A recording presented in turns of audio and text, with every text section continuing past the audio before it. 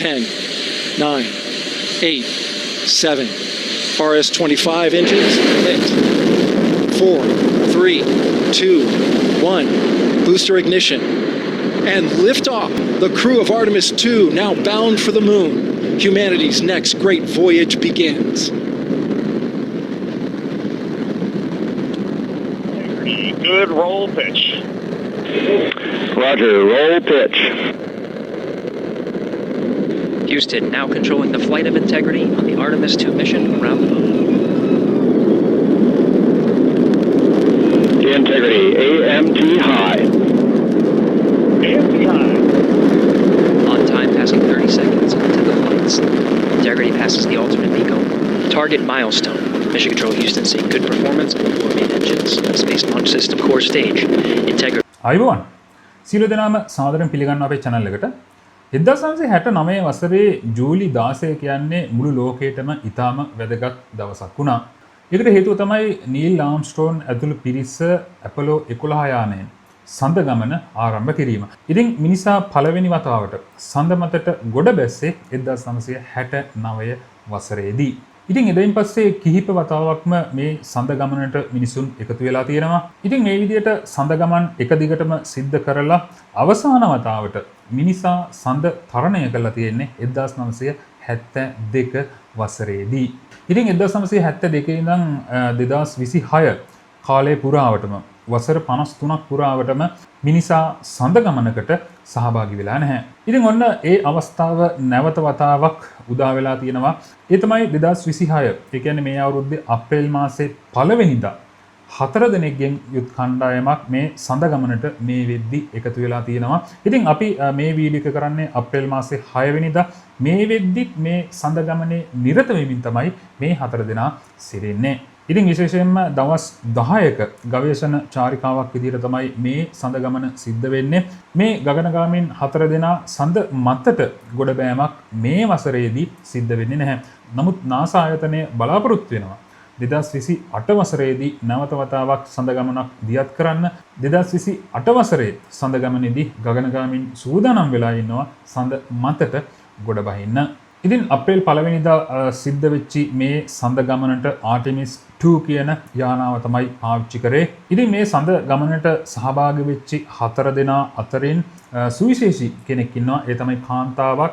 ප්‍රථම වතාවට මේ සඳ ගවේෂණ චාරිකාවට කාන්තාවක් සහභාගී වෙන්නේ මේ අවුරුද්දේ.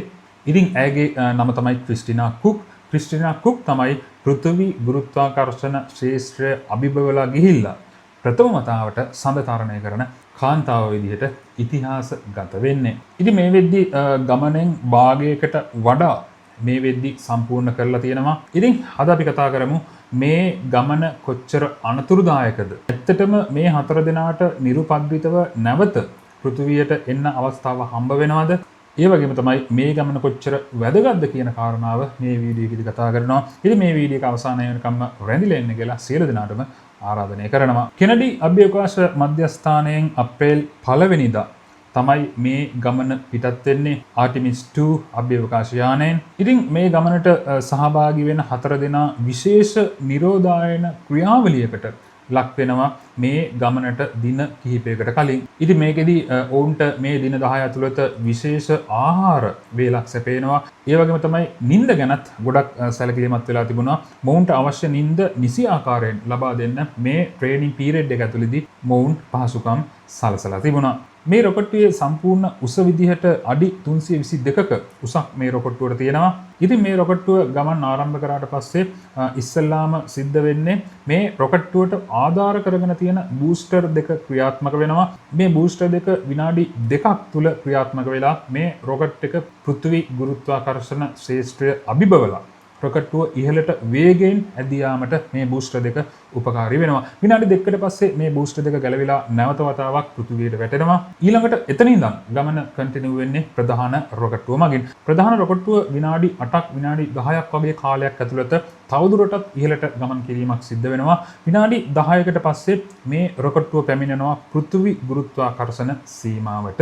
පෘථිවි ගුරුත්වාකර්ෂණ සීමාවට මේ රොකට්ටුව පැමුණුනාට පස්සේ පෘථිවිය ආධාර කරගෙන පෘථිවිය වටේ කක්ෂයක ගමන් කිරීමක් සිද්ධ වෙනවා. ඊළඟට මේ ගගනගාමීන් සියලු දෙනාම මේ පද්ධතියේ තියෙන මේ යන්ත්‍රයේ තියෙන සම්පූර්ණ පද්ධති ටික පරීක්ෂා කිරීමකට භාජනය කරනවා. විශේෂයෙන්ම මේ 4 දෙනා ඉන්න සම්පූර්ණ ඉඩ ප්‍රමාණය සාමාන්‍ය ප්‍රමාණයේ වෑන් දෙකක ඉඩකඩකට සාමාන්‍යයෙන් සමාන වෙනවා. ඉතින් මේකේ පද්ධති ටික විශේෂයෙන්ම චෙක් කරන්නේ මේ පෘථිවි ගුරුත්වාකර්ෂණ සීමාවේදී මේ යානයේ මොකක් හරි ප්‍රශ්නයක් තියෙනවා නම් ඒකට පෘථිවියේ ඉන්න අයට ඍජුවම උපකාර කරන්න පුළුවන්.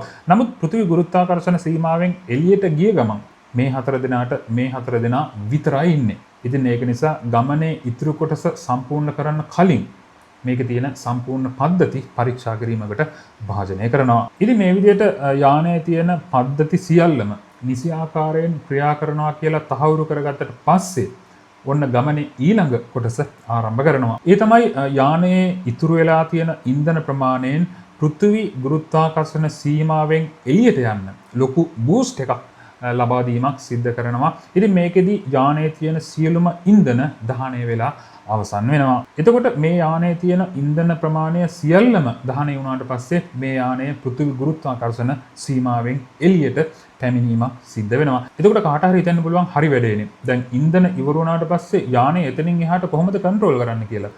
යානය අභ්‍යවකාශයට පැමිණුණාට පස්සේ පෘථිවි ගුරුත්වාකර්ෂණ සීමාවෙන් එළියට ගියාට පස්සේ යානය එතනින් එහාට කන්ට්‍රෝල් කරන්නේ යානයට ඒ වෙද්දි තියෙන වේගය කන්ට්‍රෝල් කිරීම මගින්.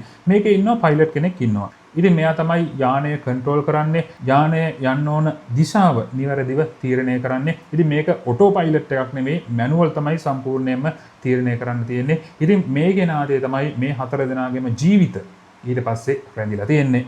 ඉතින් ඊළඟට සිද්ධ වෙන දේ තමයි මේ යානය චන්ද්‍රයා වටේට ගමන් කිරීමක් සිද්ධ වෙනවා. ඉතින් අපි දන්නවනේ අපිට හඳේ හැමදාම පේන්නේ එකම පැත්තක්. මේ හඳ කැරකෙන වේගය, මේ හඳ පෘථිවිය වටේට භ්‍රමණය වෙන වේගය මේ ඔක්කොම කැල්කියුලේට් කරලා බැලුවට පස්සේ අපිට හඳේ පේන්නේ එකම පැත්තක් විතරයි. එතකොට හඳේ අපි කිසිදාක දැකපු නැති පැත්තක් තියෙනවා. එතකොට මේ පැත්ත මිනිසා විසින් කිසිම දවසක දැකලා නැහැ. ඉතින් ඔන්න 2026 සඳ ගමනට සහභාගී වෙන මේ 4 දෙනාට කිසි දවසක මිනිසාට බලාගන්න බැරි වුණු සඳේ අනිත් පැත්ත පිටිපස්ස පැත්ත බලාගන්න පුළුවන් වෙනවා. ඉතින් මෙයාලා විශේෂයෙන්ම පෘථිවියට එවලා තියෙන පණිවිඩත් එක්ක මෙයාලා ප්‍රකාශ කරනවා මේ සඳේ නොපෙනෙන පැත්තේ සුවිශේෂී දේවල් දැක්කා කියලා. ඉතින් ඒවා මොනවද කියලා තව මාධ්‍යයට නිකුත් කරලා නැහැ. ඉතින් අපි ඉදිරියේදී බලමු ඇත්තටම මොනවද මේ කට්ටිය දැක්ක සුවිශේෂී දේවල් කියලා. ඉතින් මේ දවස් 10 පුරාවටම මෙයාලා නාන්න මෙයාලට වතුර තියනවද මේක ඇතුලේ? නැහැ. පොඩි ඉඩකඩක Tamanට අවශ්‍ය ජලය ප්‍රමාණය මේ යානාවේ බොහොම සුළු ප්‍රමාණයක් ගබඩා කරලා තමයි තියෙන්නේ. මේ දින 10ට සෑහෙන්න වතුර පමණයි මේකේ ගබඩා කරලා තියෙන්නේ. ඉතින් මේකෙදි නානවා කියලා කරන්නේ තෙත ටිෂු අරගෙන ඇඟ පිහ දාන එක. ඉතින් ඒ වගේම තමයි දත් මැද ගන්න වගේ පහසුකම් මේකේ සපයලා තියෙනවා. එතකොට කාට හරි හිතන්න පුළුවන් හරි වැඩේනේ. දැන් වැසිකිලි කරන්නේ කොහොමද? මේකටත් එක කුඩා ස්ථානයක් තමයි හදලා තියෙන්නේ. ඉතින් ඇත්තටම කිව්වොත් මේකේ පෞද්ගලිකත්වයක් ගැන අපිට හිතන්න අමාරුයි. ඉතින් ඒ වගේම තමයි ආහාර විදියට මේ දින 10ට සෑහෙන්න ආහාර තමයි මෙයාලා අරගෙන යන්නේ. කුඩා පැකට් කරපු ආහාර. එතකොට මේ දින 10 පුරාවටම මෙයාලා නිදා ගන්න නැද්ද? ඉතින් අභ්‍යවකාශයේ අපි දන්නවා නිතරම පාවෙමින් ඉන්නවනේ.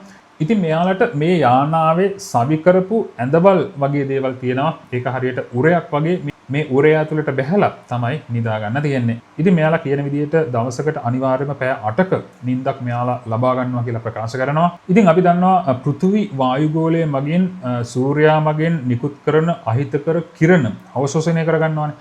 එතකොට පෘථිවි වායුගෝලය පාස් කරලා එළියට ගියාට පස්සේ මෙයාලට තියෙන ආරක්ෂාව ඇත්තටම ආරක්ෂාව අඩුයි.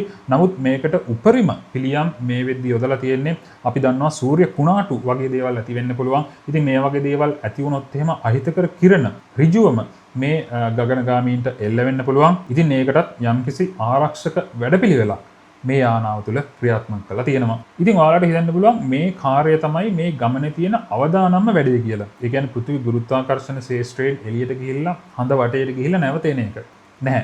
ඊළඟට තමයි තියෙන්නේ අවදානම්ම වැඩේ. ඒ තමයි පෘථිවි ගුරුත්වාකර්ෂණ ශේෂ්ත්‍රයට නැවත ඇතුල් වෙලා පෘථිවි වායුගෝලයට ඇතුල් වෙන අවස්ථාව තමයි මේ ගමනේ අවදානම්ම අවස්ථාව.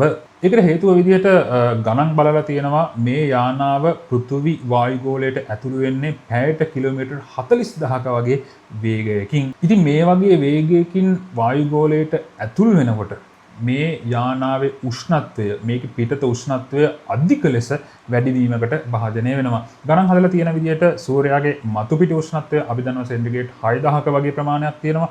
එතකොට සූර්යාගේ මතු පිට උෂ්ණත්වය වගේ භාගයකට වගේ උෂ්ණත්වයකට මේකේ පිටත ස්තරය පත් වෙනවා කියලා ගණන් හදලා තියෙනවා. ඒ කියන්නේ මේ පිටත ස්තරය සෙන්ටිග්‍රේඩ් අංශක 3000කට විතර රත් වෙන්න පුළුවන්. ඉතින් මේකේ භයානකම දේ තමයි මේ සඳ ගමනට කලින් අපි දන්නවා මේ සඳ ගමනට සූදානම් කරලා තියෙන්නේ ආටිමිස් 2 කියන යානය.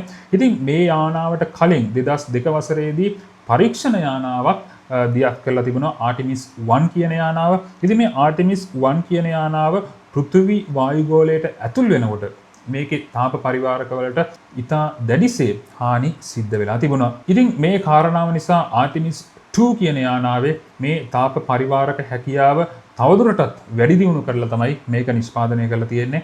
ඉතින් විද්‍යාඥයන් කියන විදිහට ආර්ටෙමිස් 2 එකේ තාප ආවරණයට හානි සිද්ධ වෙන්නේ නැති වෙයි කියලා තමයි ඕන් ප්‍රකාශ කරන්නේ. නමුත් ආර්ටෙමිස් 1 යානාවත් විද්‍යාඥයන් විසින්මනේ නිර්මාණය කරන්නේ. ඔවුන් ඒක මේ උෂ්ණත්වයට ඔරොත්තු දෙයි කියලා හිතලා තමයි නිර්මාණය කරලා මේ පරීක්ෂණයට යොදාගත්තේ. ඉතින් මේකෙදි මේ තාප ආවරණයට දැඩි ලෙස හානි සිද්ධ වුණා. ඉතින් මේ ගමනේ විද්‍යාඥයන්ට තියෙන ලොකුම අභියෝගය තමයි මේ යානාවේ ඉන්න පුද්ගලයන් නැවතවතාවක් වායුගෝලයට ආවට පස්සේ මේ අය නිරුපද්‍රිතව බේරගන්න එක. ඉතින් මේ විදිහට පැයට කිලෝමීටර් 40000ක වේගයෙන් වායුගෝලයට මේ යානාව ඇතුල් වුණාට පස්සේ මේකේ වේගය තවදුරටත් වැඩි වෙනවා. ඉතින් මේ විදිහට පෘථිවියට ලං වෙලා යම්කිසි සීමාවකදී මේකේ පැරෂූට්ස් තියෙනවා. මේ පැරෂූට් දිගහැරෙනවා. ඉතින් ඊට පස්සේ සිද්ධ වෙන්නේ මේ යානාව පැසිෆික් සාගරයට කඩාගෙන වැටෙන එක.